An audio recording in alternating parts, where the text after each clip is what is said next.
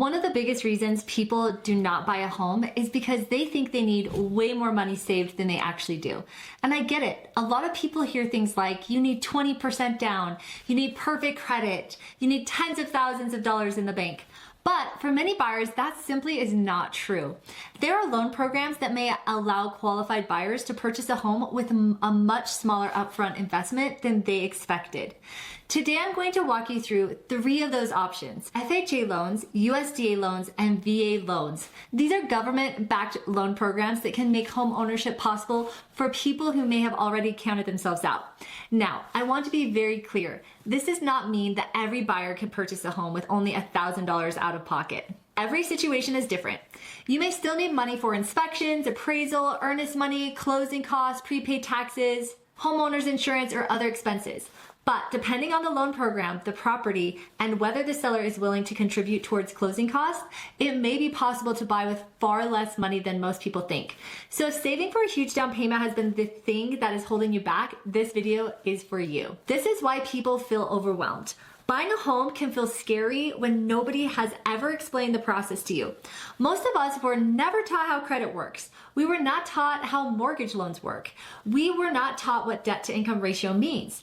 We were not taught the difference between FHA, USDA, VA, and conventional loans. So people end up feeling overwhelmed before they even start. And that's exactly why I make videos like this. My goal is not to pressure you into buying a home. My goal is to help you understand your options so you can make the best decision for your life. For many government-backed loan programs, a credit score around 620 or higher is often where more options begin to open up. Now, every lender can have different requirements, and some programs may allow lower scores depending on the full situation. But generally speaking, if your credit score is around 620 or higher, it is absolutely worth talking to a lender and finding out what you qualify for. And if your score is not there yet, that doesn't mean home ownership is impossible. It just means that you may need a plan. Sometimes that plan includes paying down credit cards. Sometimes it means addressing collections. Sometimes it could mean correcting errors on your credit report. Sometimes it means waiting a few months and making strategic moves so you can qualify later. The key is this: do not guess, get a plan. Now, option number 1, the USDA loans. Let's start with one of the most overlooked loan programs, USDA loans. USDA stands for the United States Department of Agriculture. And no, this does not mean that you have to buy a farm. You do not have to be a farmer. You do not need a huge piece of land. USDA loans are designed to help qualified buyers purchase homes in eligible rural and suburban areas. And many of those areas are not as far out as people think. In some places, you may only be 25, 30, or 40 minutes outside of a major city and still be looking in a USDA eligible area. So why USDA can be so powerful is the biggest benefit of USDA financing is that qualified buyers may be able to finance 100% of the purchase price. And that means no required down payment. That is huge for buyers who have stable income and decent credit, but have not saved a large down payment yet. There are income limits with USDA, and those limits vary by county and household size. So you don't want to assume you qualify or assume that you don't qualify. You want a lender to check the actual guideline for the area where you want to buy. USDA can be an amazing option if you are buying a primary residence, the property is in an eligible location, your household income fits within the limits, and your credit and debt to income ratio meet the lender's guidelines. So what about closing costs? And this is where I want to be very honest. No down payment does not always mean no money out of pocket. You may still have closing costs and prepaid expenses, but in some transactions, the seller may agree to pay some or even all of those costs through seller concessions. And that can make a big difference. So this is why it matters who you work with. You need a lender who can explain the numbers clearly, and you need a real estate agent who understands how to structure the offer. Option number 2 is FHA loans. The second option is FHA.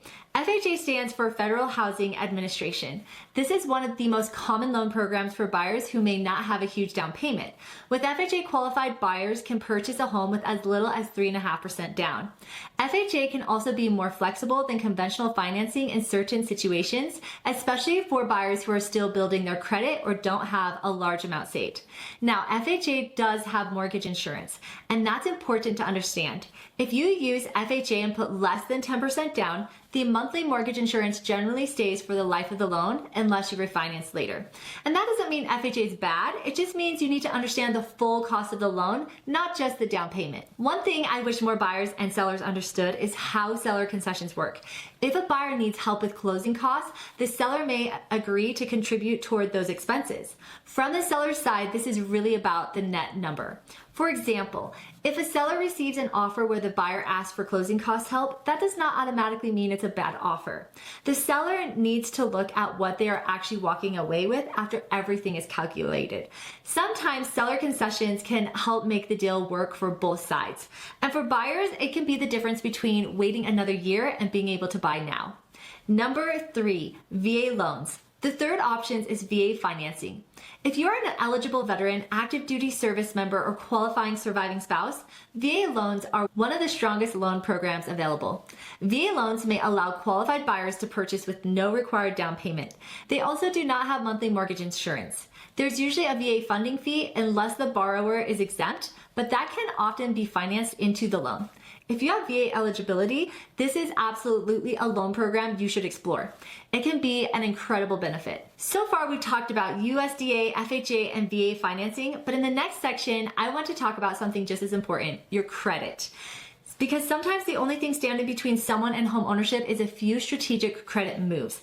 And we'll talk about collections, credit cards, debt to income ratio, and why you should talk to a lender before assuming that you can't buy. Let's talk about credit now. One of the biggest questions I get is, what if my credit is not perfect?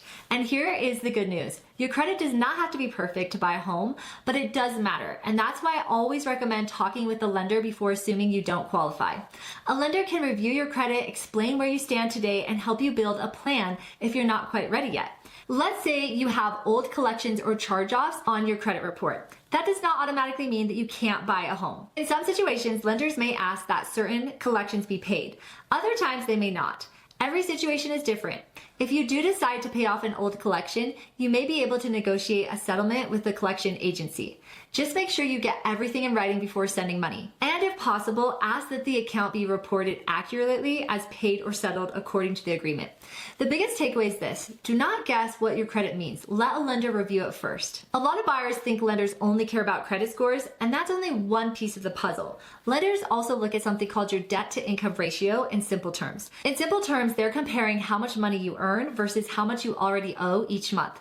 They're looking at payments like car loans, student loans, credit cards, personal loans, and other monthly debts.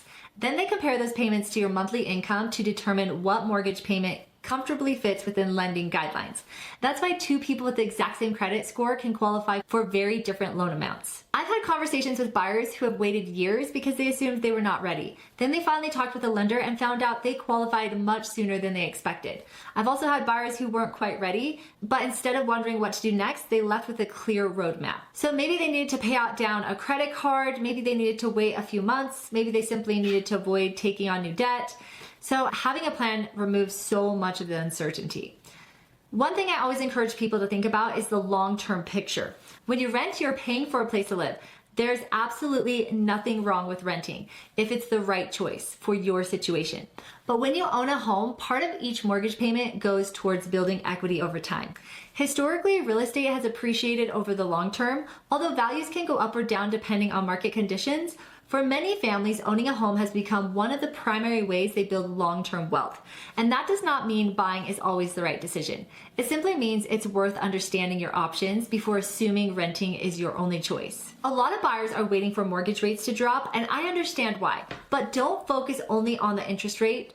Also look at the price of the home, your monthly payment, your long-term goals, and how long you plan to stay in the home.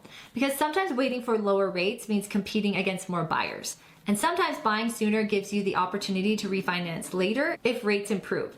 Every situation is different, which is why it's important to look at the full financial picture, not just one number. So now that we've talked about credit, debt to income ratio, and the different loan programs, let's wrap everything together. If there is one mistake that I see over and over again, it's this. People assume that they can't buy a home without ever even talking to a lender.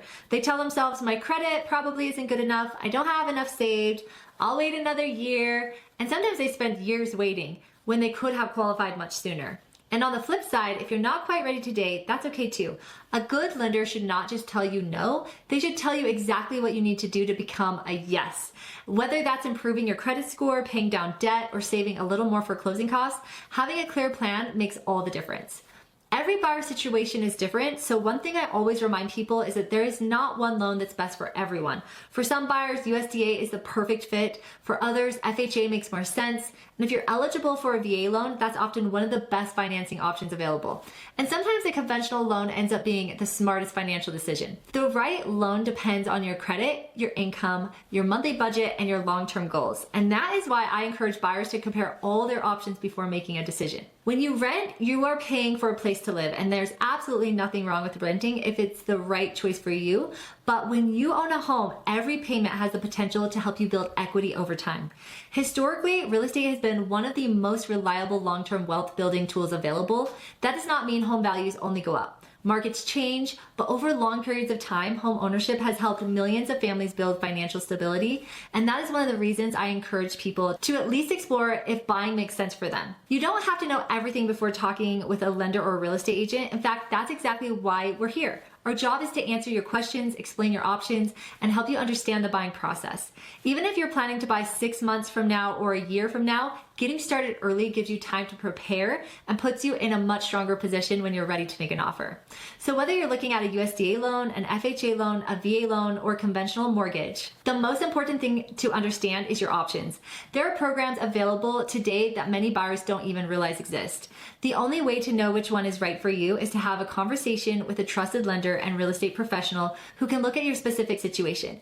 You may be closer to home ownership than you think, and if you're not quite there yet, that's okay too. So let's build a plan that gets you there. So if you're thinking about buying a home and you would like help figuring out which loan program might be the best fit, I would love to help. As both a lender and a Colorado real estate agent, I can walk you through your financing options and help you understand your monthly payment and guide you through the home buying process from start to finish. And as always, if you're in Colorado, I'd be honored to personally help you. And if you are moving somewhere else in the country, I would love to connect you with a trusted real estate agent who does business just like me. Just click the link below, fill out the short form, and I'll personally reach out within 24 hours. If you found this video helpful, I would really appreciate if you give a thumbs up, subscribe to the channel, and share it with someone who might be thinking about buying a home.